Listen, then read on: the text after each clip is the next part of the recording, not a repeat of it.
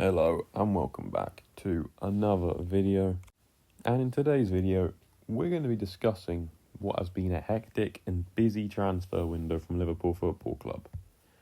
So I want to get right into that, but before we get going, please do remember to hit the like button on this video. This is a new channel, and for it to grow so more people can see this content, liking the video would be a huge help to boost the likelihood of people seeing it when scrolling through YouTube. Anyway, let's get right into the important stuff. So Liverpool, they've had a scary transfer window. They've let go of Darwin Núñez and replaced him with Hugo Ekitike. They've added Florian Wirtz to establish one of the best midfields on the planet, with him alongside Alexis McAllister and Ryan Gravenberch. They've also brought in Jeremy Frimpong and Milos Kerkez, who had massive quality in the fullback positions, and critically, they've kept hold of Virgil van Dijk and Mohamed Salah. So on paper that looks like an outstanding window of so much quality brought into the club. However, there are some key issues that I see with this Liverpool team. Point number 1. Let's start off by addressing the obvious. Squad depth. Trent Alexander-Arnold, Kelleher, Quansah, Luis Diaz, Darwin Núñez, all out of the club. Mamardashvili is with the squad. Signed last summer, went out on loan, he's with the squad now. He's in the place of Kelleher, and he's a big upgrade on Kelleher in my opinion. Albeit Kelleher is a pretty good goalkeeper. Frimpong's arrived in the place of Trent. Darwin's also been replaced by Hugo Ekitike.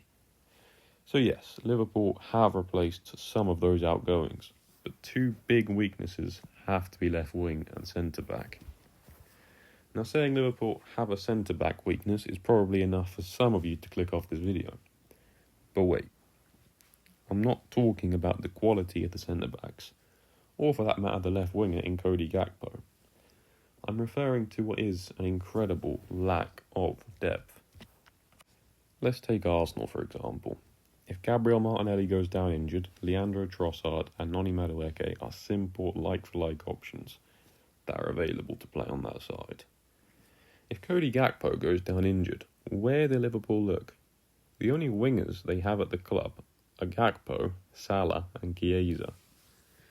And it looks like Chiesa will also be departing the club. Now, of course, Florian Wirtz could be an option out wide with Szoboszlai in the attacking midfield role, but it's incredibly clear to me that while Liverpool have the attacking quality in abundance, they do significantly lack the cover. And this is not an isolated issue to Liverpool's attack. If Virgil van Dijk or Ibrahima Konate go down with an injury, the only other centre-back at the club is Joe Gomez.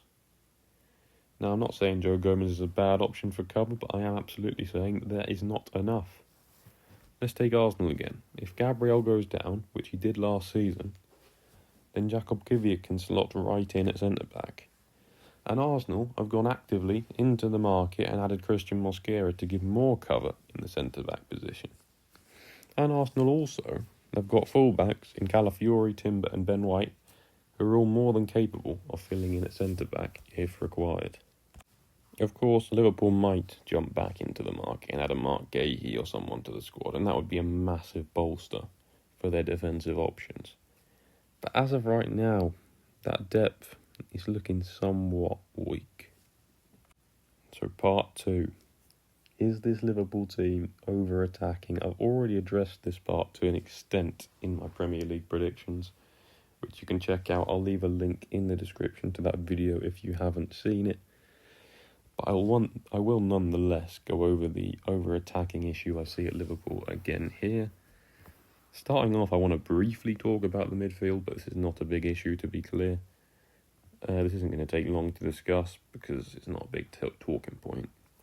Because I'm not referring to Liverpool's starting midfield, I'm referring to what we saw in the Community Shield, which was a midfield with Szoboszlai and Wirtz, which just created a completely unbalanced midfield with far too much impetus on attack. But as I say, of course, the reintroductions of Gravenberch and McAllister will be big boost for Liverpool's midfield, and that does create a much more balanced midfield.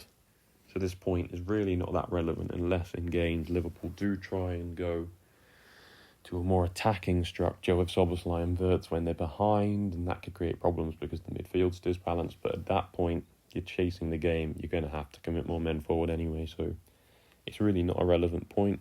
What I do believe is more relevant in regards to the over-attacking nature of this Liverpool team is the fact that Milos Kerkez and Jeremy Frimpong have both joined the club this summer and are both incredibly attacking fullbacks. They'll both be consistently getting up the pitch, and at times that will leave the two centre-backs significantly isolated. That can be counteracted in two ways, I can see.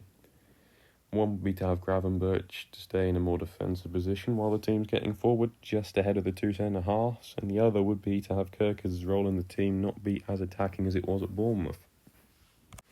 Frimpong is naturally going to be an attacking fullback, and there is talk of him being a right winger cover for Salah, especially during AFCON. So I don't think his role is at all going to change at Liverpool. But Kerkez may have to adapt to a more defensive position at times in this new Liverpool system to account for the fact that the right fullback is just so attacking. So now on to the third and final point, and this is another very, very important reason for this Liverpool team maybe not working, and that's just time. They're clearly a quality team, there's no one denying that, but when you add so many stars to a team, sometimes it can just take time. Think back to the summer of 2019. City had just completed the signings of Rodri and Cancelo. Chelsea were under transfer ban but managed to complete the signing of Kovacic due to it being pre-arranged. United spent 80 million on Harry Maguire and brought in Bruno Fernandes, Wan-Bissaka and Daniel James. Spurs splashed the cash on Ndombele, Bergwijn and Sessegnon. And Arsenal broke their transfer record to bring Nicolas Pepe to the club alongside Tierney, David Luiz and others. So, what did Liverpool do? Nothing. They pretty much stuck with the team Klopp had built, which went toe-to-toe with City in the 18-19 season, and were able to deliver the Premier League title, with effectively no transfer business. Now, let's think back to last summer. Arne Slot inherited a very good Liverpool team, and Liverpool were the team that really did nothing. But with the squad he inherited, he was able to deliver the Premier League title again for Liverpool.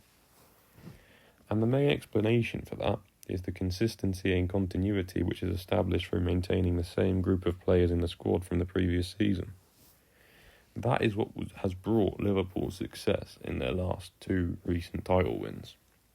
Maybe spending all this money to change everything could cost Liverpool a little bit in the short term, and then letting this team gel, keeping some continuity in the next few years, which is going to be tough because Salah and Van Dijk are aging and coming towards the end of their Liverpool careers. But trying to keep some continuity with this new group of players, it might help them to build up to a title win next season. But this year, do they need more time? Maybe. That's the point I'm trying to make. People, I think, are looking at all the signings and thinking about how good it all looks on paper. But sometimes that can be deceiving, and all these new players will take time to gel and mould into the super team, which they look like they are on paper. So yeah, that is why I think this big Liverpool super team might not work as well as people think. It's controversial, but I believe it. Thank you all so much for coming here and watching this video. If you have enjoyed, please do hit that like button and subscribe with notifications switched on to be notified when I upload the next video. And yeah, see you in the next one.